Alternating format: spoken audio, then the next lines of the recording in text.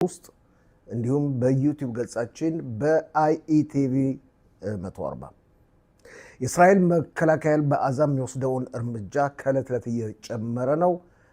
ተጨማሪ ዘመቻ እንዲካሄድም ትላንት ምሽት ጠቅላይ ሚኒስትር ቢንያሚን ኔታንያሁና የጦር ኃይሎች ኤታማዦር ሹም ሌፍተናንት ጀነራል ኢያል ዛሚር ትዕዛዝ ሰጥተዋል። የእስራኤል የጦር መርከቦች ዛሬ ጠዋት ሁዴዳ የተሰኘውን የየመን ሁቲዎችን ወደብ ደብድበዋል። የአየር ጸባይ ተንከባካቢ ነኝ ባይዋና ፍልስጤማውያን ደጋፊ ግሬታ ቱንበርግ ስዊድናዊ ነች።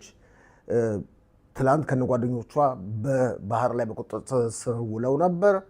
ትላንትናውኑ ሌሊት ወደ ፈረንሳይ ተባረራለች። የእስራኤል መከላከያ ኃይል ባልታሰበ ሁኔታ ሸኼም ከተማ ይሁዳና ሰማሪያ በመግባት እርምጃ መውሰድ ጀምረዋል። እነዚህና ሌሎችም ልክ በሁለት ሰዓት ጠብቁን።